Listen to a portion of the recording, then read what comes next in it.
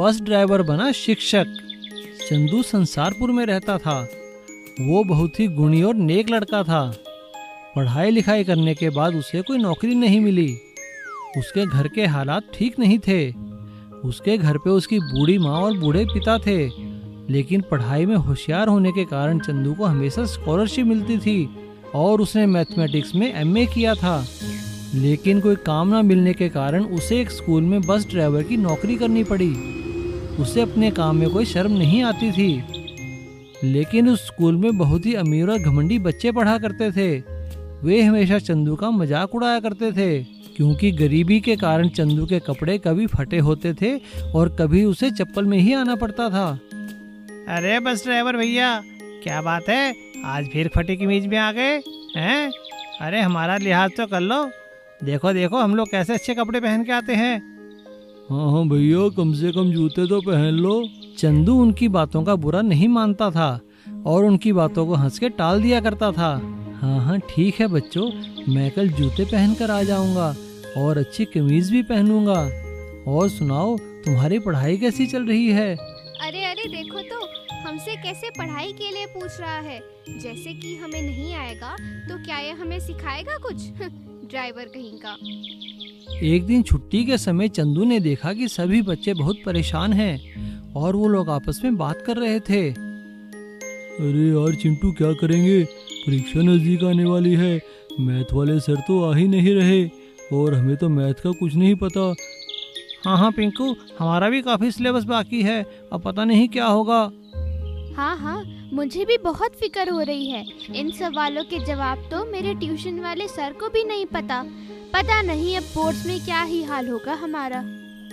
बच्चों की ये बातें सुनकर चंदू बच्चों के पास गया और उसने बच्चों से कहा, बच्चों, क्या मैं आपकी कुछ मदद कर सकता हूँ? अरे ड्राइवर अंकल, रहने दो। तुम क्या मदद करोगे? तुम तो अपनी मदद नहीं कर सकते। देखो आज फिर तुम फटी कमीज में आ गए। बच्चों, एक बार मुझे अपने सवाल बताओ तो सही, शायद मैं उन्हें हल कर लूं। उनमें से एक बच्चा चंदू की ओर अपनी कॉपी फेंकता है। देख लो, तुम भी तसल्ली कर लो। लेकिन थोड़ी ही देर में चंदू उस सवाल को हल करके बच्चों को वापस कर देता है।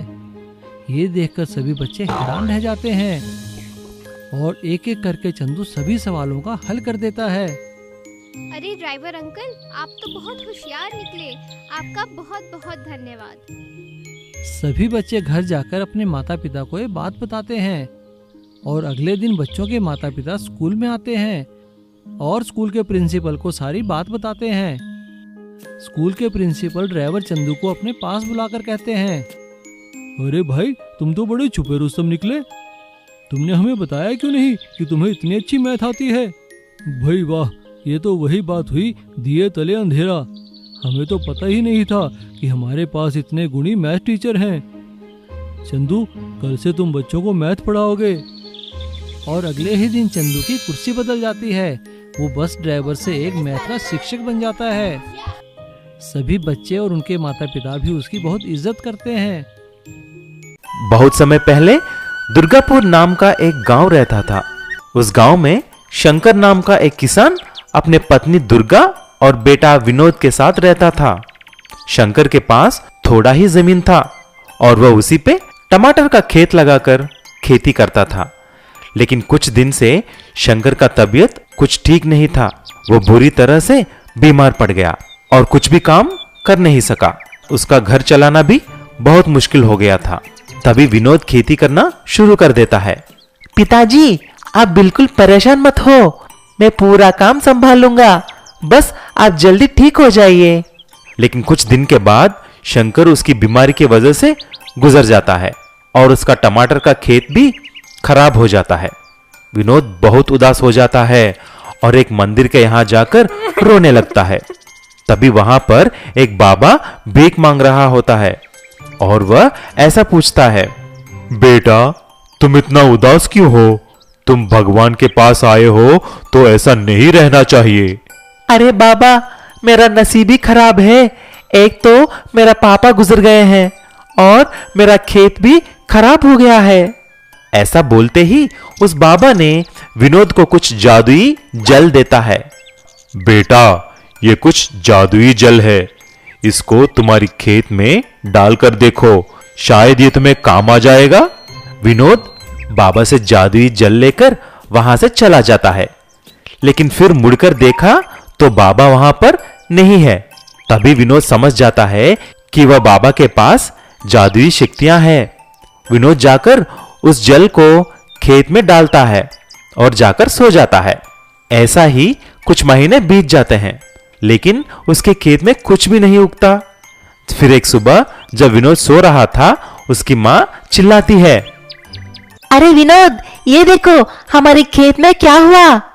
माँ की आवाज सुनकर विनोद बाहर आकर देखता तो वहां पर एक पेड़ है जिसको बहुत सारे सोने के टमाटर थे।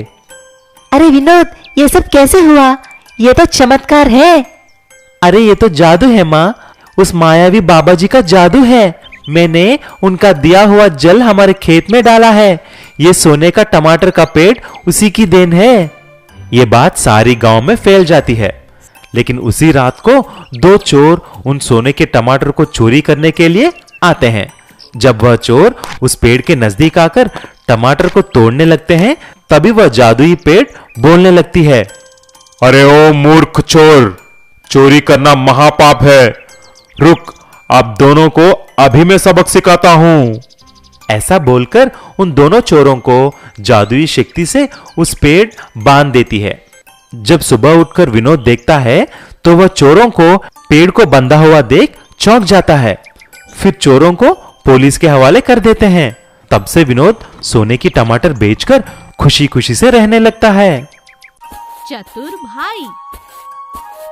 राम और श्याम की शादी हो चुकी थी। दोनों भाई एक ही घर में रहते थे, लेकिन आए दिन उनकी पत्नियां आपस में बहुत ज्यादा झगड़ा करती थी। हाँ, मेरा पति बड़ा है, घर का मुखिया वही है। देखो दीदी, बहुत हुआ, ये इस तरह से रोब मारना बंद करो। हम छोटे हैं तो क्या हुआ, बराबर की कमाई करता है मेरा पति। इस घर पर मेरा भी उतना ही अधिकार है जितना तुम्हारा, समझ गई? और अगर मुझे ज्यादा परेशान किया तो पुलिस बुला लूंगी। इस तरह की लड़ाइयाँ हर रोज होती रहती थीं। अब दोनों भाइयों में भी मनमुटाव रहने लगा। तो एक दिन राम सरपंच के पास जाता है और सरपंच से कहता है, सरपंच जी, मेरे घर का माहौल दिन प्रतिदिन बिगड़ता जा रहा है। हम दोनों की पत्नी आपस में खुशी खुशी रहने को तैयार ही नहीं। हम दोनों भाई साथ रहना तो चाहते हैं, मगर आप समझ रहे हैं ना। सरपंच अगले ही दिन उसके भाई श्याम से मिलता है और पूछता है, क्यों भाई श्याम, तुम्हारा इस बारे में क्या कहना है? कल मेरी मुलाकात राम से हुई, वो काफी परेशान था, तुम क्या कहते हो? अरे अरे, वो राम की बातों में मत आइए आप। बहुत चालाक है मेरा बड़ा भाई। मुझे कहना तो नहीं चाहिए, लेकिन बता रहा हूँ, वो बहुत कमीना है। उसके मन में लोभ है, ईर्ष्या है। सरपंच समझ जाता है कि दोनों भाई एक साथ रहना नहीं चाहते और छोटा भाई बहुत ज्यादा चतुर भी है। सरपंच उनके घर जाता है और उनके घर का बंटवारा कर देता है, लेकिन उनके घर में बस एक ही गाय थी। सरपंच को समझ नहीं आता कि वो एक गाय का बंटवारा कैसे करे। इतने में श्याम बोलता है, अरे सरपंच जी, इसमें क्या बड़ी बात है, एक ही घर की बात है ना। आगे का हिस्सा बड़े भैया का और पीछे का हिस्सा मेरा। बोलिए, ठीक है ना? चतुर भाई के ऐसा कहने पर राम हामी भर देता है। श्याम गैया का दूध निकालता है और दूध, घी और दही खाता है। यह देखकर राम हैरान रह जाता है। राम को ये बात अच्छी नहीं लगती, लेकिन राम समझ नहीं पाता कि आखिर वो ऐसा क्या करे कि वो अपने भाई को सबक सिखा सके। राम की पत्नी बहुत समझदार थी। अगले दिन वो गाय को चारा ही नहीं डालती। शाम हो जाती है। उसकी देवरानी बहुत देर तक दूध निकालने की कोशिश करती है, लेकिन दूध ही नहीं देती है गाय। हाय राम, आज तो गैया दूध ही नहीं दे रही। अजी सुनते हो? क्या हुआ, इतना चिल्ला क्यों रही हो? आज तो गैया ने दूध ही नहीं दिया। लगता है बड़ी भाभी गैया को कुछ खिलाती नहीं। आगे का हिस्सा तो उनका है ना। तभी जेठानी बाहर आती है और देवरानी से कहती है, बिल्कुल ठीक कहा तुमने। इतनी चतुराई तुमने उस दिन दिखाई कि पिछला हिस्सा हमें दे दो। तो याद रखो, जब तक मेरी मर्जी नहीं होगी तब तक इसे मैं चारा देने वाली नहीं। तो फिर दूध कहाँ से देगी? अब श्याम और उसकी पत्नी को अपनी गलती का एहसास हो जाता है। दोनों जेठानी और राम से माफी मांगते हैं और इस तरह प्यार मोहब्बत के साथ एक बार फिर राम और श्याम की पत्नियां गले लग जाती हैं। राम और श्याम भी गले लग जाते हैं और फिर से एक बार सभी परिवार वाले एक साथ रहने लगते हैं। शहर के पागल खाने से एक दिन एक पागल को दूसरे पागल खाने बदली करने के लिए भेजा गया। पागल का नाम था गोपी।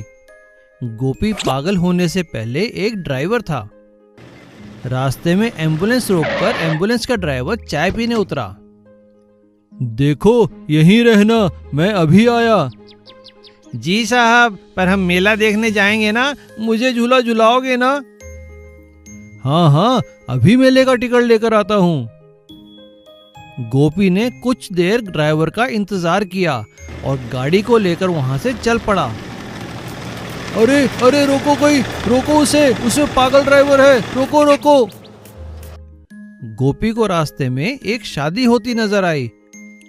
अरे वाह, यहाँ तो मेला लगता है, मेला। चलो चलो अंदर चल के देखता हूँ।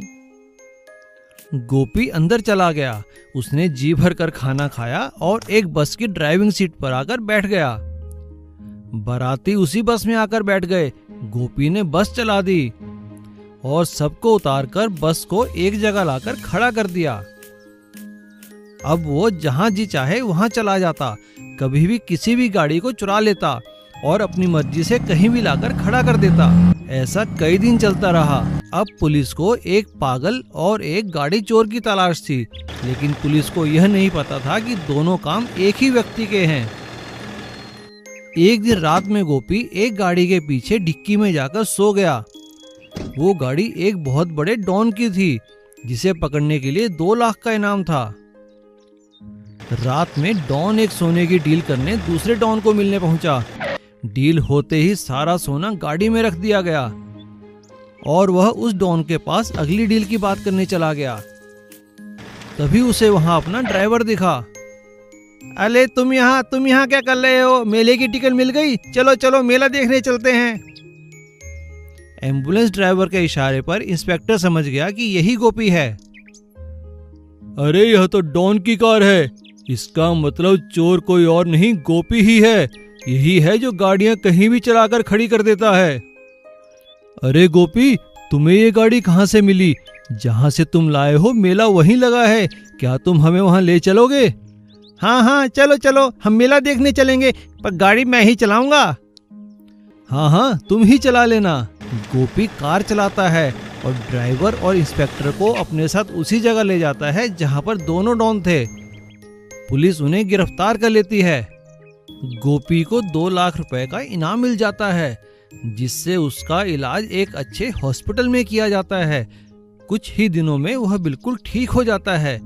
फिर उसे एक ऑटो इनाम के रूप में दिया जाता है और उसकी जिंदगी बेहतर हो जाती है। सुनहरे बांस का हैंडपंप। रामू डूंगरपुर गांव में अपनी पत्नी कमला के साथ रहता था। रामू बहुत अच्छा कारीगर था। वो पास के जंगल से बांस काट कर लाता और अपनी पत्नी कमला के साथ मिलकर बांस की बड़ी ही खूबसूरत चीजें बनाया करता था, जैसे कि बांस के खिलौने, बांस का फर्नीचर, बांस की कुर्सियां, और उन्हें पास के शहर में जाकर दुकान में बेच दिया करता था। उसके बनाए बांस के खिलौने और फर्नीचर की सभी तारीफ किया करते थे। अरे आओ भाई रामू, आज क्या लाए हो? सेठ जी, आज मैं बांस की कुर्सियां और मेज लाया हूँ। अरे भाई, तुम्हारा वो बांस का बना हुआ सोफा बहुत चल रहा है आजकल मार्केट में, अगली बार तुम सोफा बना कर लाना, बहुत डिमांड है उसकी। ठीक है सेठ जी। वो सेठ जी कुछ पैसे, हाँ हाँ तुम पैसों की फिक्र मत करो, मैं तुम्हारे बैंक में डाल दूंगा, और ये लो कुछ पैसे रख लो खर्चे पानी के लिए। अरे कमला कहाँ हो? देखो मैं तुम्हारे लिए शहर से क्या लाया हूँ, ये नई साड़ी, ये गहने। अजी आज क्या हमारी लॉटरी लगी है? अरे नहीं कमला, लॉटरी नहीं, आज सेठ जी ने इनाम दिया है हमें। मैं कहती हूँ कुछ पैसे बुरे वक्त के लिए भी बचा कर रखो जी। हाँ हाँ ठीक है कमला, मैं बचा रहा हूँ, लेकिन अभी तो तुम्हें मिठाई खाओ और नई साड़ी पहनो। रामू और कमला बहुत खुश थे, सब कुछ सही चल रहा था। लेकिन अचानक फैली महामारी के कारण दुकानें बंद होने लगी, बाजार बंद होने लगे। और लोगों ने खरीदारी करना कम कर दिया। इसकी वजह से रामू और उसकी बीवी का काम भी कम हो गया। वे दोनों भी अपने गांव में ही बंद कर रह गए और धीरे धीरे उनकी जमा पूंजी खत्म होने लगी। एक दिन जब दोनों पति पत्नी अपने आंगन में बैठे हुए थे, तभी उन्हें बाहर लोगों के लड़ने की आवाज़ें सुनाई देने लगी। रामू ने जब बाहर जाकर देखा तो पानी के हैंडपंप के पास कुछ लोग झगड़ रहे थे। वे लोग गांव के सरपंच से शिकायत कर रहे थे। सरपंच जी देखिए, फिर से पानी गंदा आने लगा, ऐसा कब तक चलेगा? हाँ सरपंच जी, कुछ कीजिए। शांत हो जाओ भाइयों, मैं इस समस्या का कोई उपाय ढूंढता हूँ। रामू ने जब बाहर जाकर बात जाननी चाही तो उसे पता चला कि गांव के जितने भी हैंडपंप हैं उनकी सारी पाइपें गल चुकी हैं और सभी में गंदा पानी आ रहा है। और सरपंच ने बताया कि वे पानी की पाइपें बदल बदल कर परेशान हो चुके हैं। कुछ ही समय में लोहे की पाइपें जंग लगकर गल जाती हैं। सरपंच की बात सुनकर रामू को एक आइडिया आया और रामू ने गांव वालों के आगे बांस का हैंडपंप बनाने का प्रस्ताव रखा और उसमें पाइपें भी बांस की लगाने के लिए कहा। गांव वालों को रामू का आइडिया पसंद आया और रामू ने एक पानी का हैंडपंप पूरा बांस का तैयार किया और उसमें पाइपें भी बांस की लगाई। और जब लोगों ने उस हैंडपंप से पानी खींचकर पिया तो पानी बहुत ही मीठा आने लगा, क्योंकि वो बांस था, उसमें जंग भी नहीं लगा। और इस तरह रामू का बांस का हैंडपंप बनाने का आइडिया फेमस हो गया। अब उनके गांव में ही नहीं, आसपास के गांव वाले भी बांस का हैंडपंप बनाने लगे और रामू ने मौके में अवसर की तलाश की और उसका काम चल निकला। और इस तरह ये बांस का हैंडपंप रामू के लिए जादुई सुनहरा हैंडपंप साबित हुआ और वे दोनों पति पत्नी फिर से खुशहाली से रहने लगे। भूमिगत सोने का बस।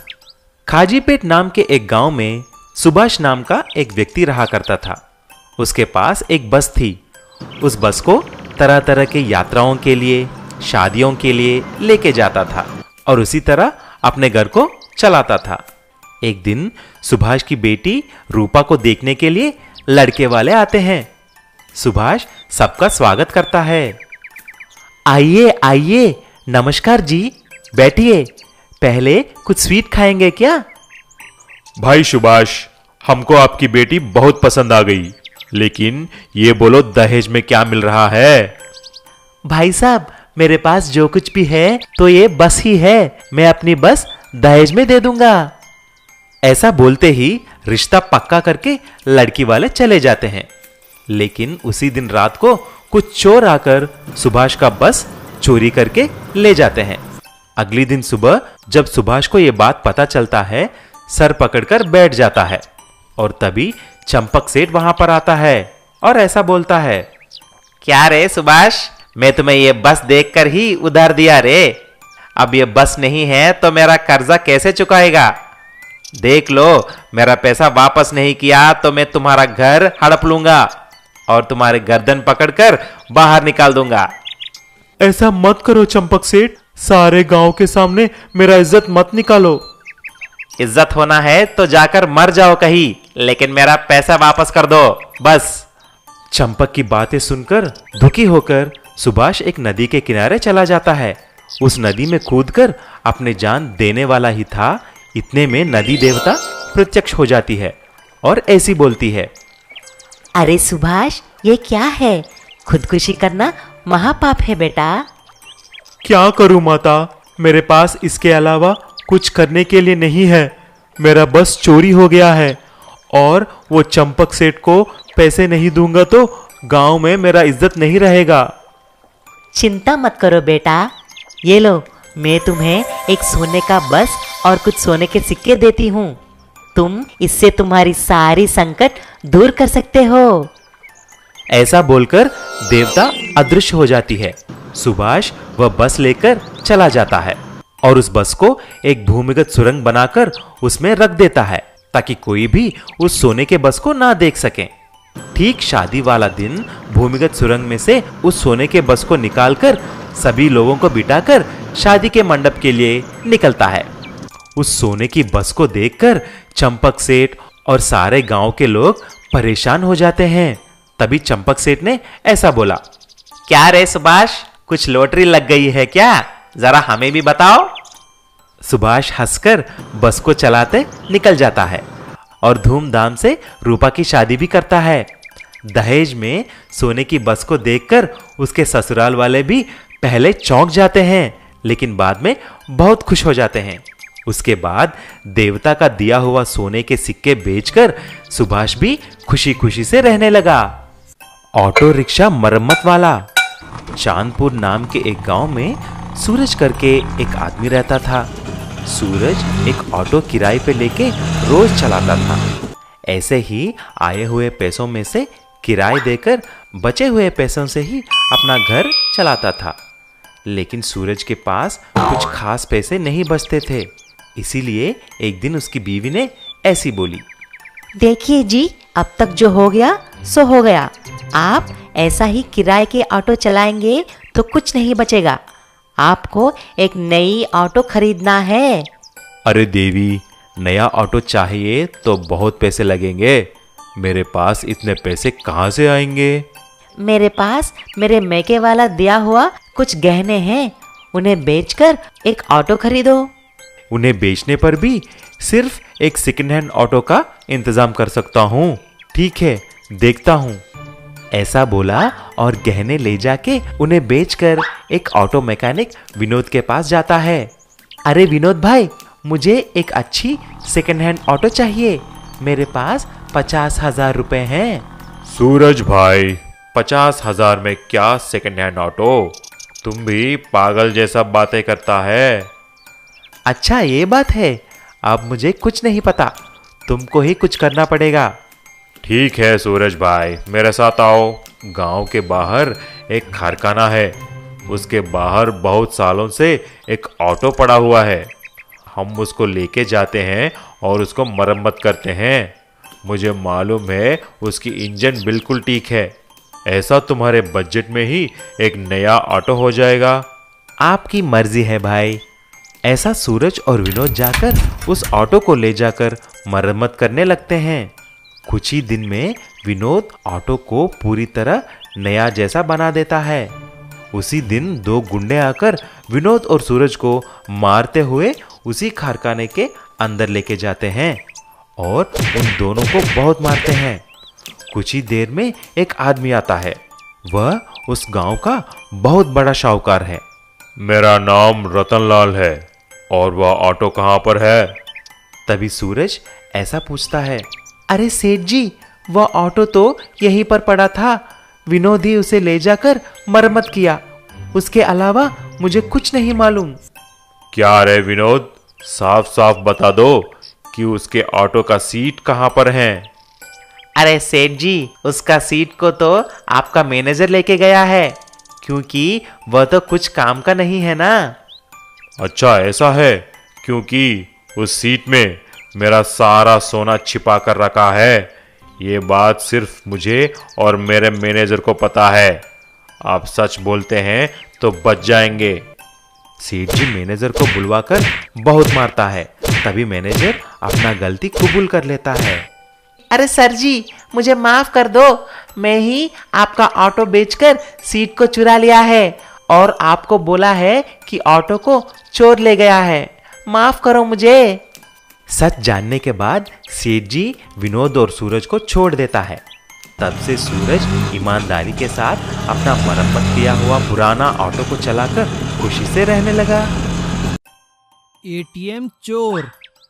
चंदू बचपन से ही बस स्टैंड पर भीख मांगता था। थोड़े थोड़े करके उसे अपने खाने के लिए पैसे तो मिल जाते थे, पर अब वह बड़ा हो गया था। वह एक दिन सोचने लगा कि अधिक पैसों को इकट्ठा करने के लिए क्या करे। मेरे पास इतना धन नहीं है, लेकिन मुझे अच्छी अच्छी चीज़ें खाना और कपड़े पहनने का शौक है। मैं तो सदा लोगों से मांग मांग कर पैसे इकट्ठा ही करता रहता हूँ, पर कभी अपने शौक के लिए 1 रुपया भी नहीं खर्च कर सकता, क्योंकि अगर मैं सूट पहनकर घूमूंगा तो कोई मुझे भीख नहीं देगा। अब तो अपने शौक दबाने की आदत ही हो गई है। चलो गिनकर देखता हूँ आज कितने पैसे हो गए, फिर सोचूंगा क्या करना है। चंदू पैसे गिनना शुरू कर देता है। तभी उसकी नज़र सड़क के उस पार लगे एटीएम मशीन पर जाती है, जहाँ एक आदमी पैसे निकाल रहा था। वह उससे जाकर भीख मांगता है। दे दे बाबू, भूखे को रोटी के लिए 5-10 रुपए दे दे बाबू। अरे तुम्हें भीख मांगते शर्म नहीं आती? हट्टे कट्टे हो, कुछ काम क्यों नहीं करते? अरे बाबू, मुझे क्या समझा रहे हो? आपने भी तो अभी भीख मांगी है इस मशीन से। यह सुनकर वह आदमी हंसने लगता है और उसे समझाता है। अरे भैया, ये तो मेरे अपने जमा किए हुए पैसे हैं। और वह चंदू को एटीएम मशीन और कार्ड के बारे में बताता है। चंदू ने कई दिनों तक एटीएम के बाहर खड़े होकर देखा और सोचा कि इससे पैसे निकालने के लिए क्या करे। फिर उसे एक तरकीब सूझी। आ गया आइडिया आ गया। मैं समझ गया मुझे इससे पैसे कैसे निकालने हैं। फिर वह सभी भिखारियों को इकट्ठा कर कहता है कि उसने बैंक वालों से मिलकर उनके लिए यह एटीएम खोला है ताकि वे अपने पैसे जमा करके अपने जीवन में आगे बढ़ सकें। अरे यह तो बहुत अच्छा हुआ। लो भाई चंदू, मेरे पैसे भी जमा कर दो। हाँ, ये ठीक है। मैं अपने देश की सरकार से भी कहूँगा भिखारियों के लिए हर शहर में एटीएम खोले। कुछ दिनों तक सब अच्छा चला। भिखारी चंदू को पैसे देते, वो एटीएम में जमा करने का दिखावा करता और आवश्यकता पड़ने पर भिखारियों को चंदू पैसे वापस भी कर देता। एक दिन चंदू ने कहा, अरे बाप रे, एटीएम तो खराब हो गया। अरे भाई लोग, जरा मेरी सहायता करो इसे खोलने में। सभी भिखारी चंदू की मदद करने लगते हैं, लेकिन उन्हें क्या पता चंदू उनसे एटीएम में चोरी करवा रहा है। एटीएम मशीन खोलते ही बैंक और पुलिस स्टेशन में अलार्म बज उठता है और पुलिस वाले आकर सभी भिखारियों को पकड़ लेते हैं। अच्छा, तो भीख मांगते मांगते चोरी करने लगे। चलो सब जेल में, वहां जाकर भीख मांगना। और पुलिस सबको पकड़कर कैद कर देती है। डंप ट्रक वाला। कन्हैया एक ड्राइवर था। वह एक कंपनी में डंप ट्रक चलाता था। उसका काम खदान से पत्थर लाकर कंपनी में पहुंचाने का था। वह बहुत ही घमंडी और गुस्से वाला था और छोटी छोटी बात पर लोगों से झगड़ा करने लगता था। एक दिन जब मशीन ऑपरेटर उसके ट्रक में पत्थर भर रहा था, अरे बस करो, हटाओ मशीन, मुझे अभी जाना है। अभी तो पूरी गाड़ी भी नहीं भरी, बस 1-2 बार और पत्थर डालने दो। अच्छा, अब तू मुझे सिखाएगा कि गाड़ी में कितना पत्थर भरना है। ऐसा कहकर वह उससे झगड़ा करने लगता है। बाकी ड्राइवर दोनों की लड़ाई छुड़ा देते हैं और कन्हैया वहां से अपना डंप ट्रक लेकर चला जाता है। खदान और फैक्ट्री के रास्ते में गांव का एक छोटा सा बाजार आता है। कन्हैया बाजार के बीचों बीच डंप ट्रक खड़ा कर कुछ सामान खरीदने के लिए उतर जाता है, जिसकी वजह से सड़क पर जाम लग जाता है। तभी एक पुलिस वाला वहां आता है। अरे इस ट्रक का ड्राइवर कहाँ है? थोड़ी देर बाद कन्हैया वहां आता है तो पुलिस वाला उसे डांटते हुए कहता है, हटाओ अपना ट्रक यहाँ से। अरे साहब, तो कहाँ खड़ा करूं? मुझे सामान भी तो लेना है। अरे यह कोई कार है क्या जो तुम इसे लेकर बाजार में सामान लेने आए हो? हटाओ इसे यहाँ से। अगर दोबारा यहाँ देखा तो तुम्हें थाने में बंद कर दूंगा। अरे हाँ ठीक है साहब, मेरे लिए तो यह कार ही है। ऐसा कहकर कन्हैया अपना डंप ट्रक लेकर वहां से चला जाता है। पुलिस वाले कन्हैया की शिकायत उसकी कंपनी में करते हैं। कंपनी का ऑफिसर कन्हैया को बुलाकर उससे कहता है, कन्हैया, हमें तुम्हारी काफी शिकायतें सुनने को मिलती हैं। अगर तुम्हारी एक और शिकायत मिली तो तुम्हें नौकरी से निकाल दिया जाएगा। हाँ, अभी निकाल दो नौकरी से, तो तुम्हारा इतना बड़ा डंप ट्रक कौन चलाएगा? ऐसा कहकर वह गुस्से में अपना ट्रक लेकर चला जाता है और आदत अनुसार फिर मार्केट के बीचों बीच खड़ा कर देता है। दोनों तरफ जाम लग जाता है। तभी एक एम्बुलेंस की आवाज सुनाई देती है। कन्हैया ट्रक से उतरकर सब्जी खरीदने लगता है। एक आदमी कन्हैया से कहता है, अरे ड्राइवर साहब, अपना ट्रक हटा लो, देख नहीं रहे एम्बुलेंस आ रही है। अरे जाओ यहाँ से, सब्जी लेते ही ट्रक हटा दूंगा। कन्हैया जैसे ही सब्जी लेकर ट्रक के पास जाता है, तभी उसकी नजर एम्बुलेंस में लेटे अपने बेटे पर पड़ती है। अरे बेटा, क्या हुआ तुम्हें? एम्बुलेंस में बैठे स्कूल के मास्टर जी बोलते हैं, क्या ये तुम्हारा बेटा है? खेलते खेलते बेहोश हो गया है, इसे जल्दी हॉस्पिटल पहुंचाना है। और पता नहीं किस बेवकूफ ने यह ट्रक यहाँ खड़ा कर दिया है। कन्हैया तुरंत ही वहां से अपना ट्रक हटा देता है और उसे अपनी गलती का एहसास होता है कि उसके गुस्से के कारण कभी भी किसी का नुकसान हो सकता है, और वह कभी भी किसी से झगड़ा नहीं करने की और ना ही अपना डंप ट्रक रास्ते में खड़ा करने की कसम खाता है। सीख, गुस्से में हम दूसरों का ही नहीं अपना भी नुकसान कर सकते हैं।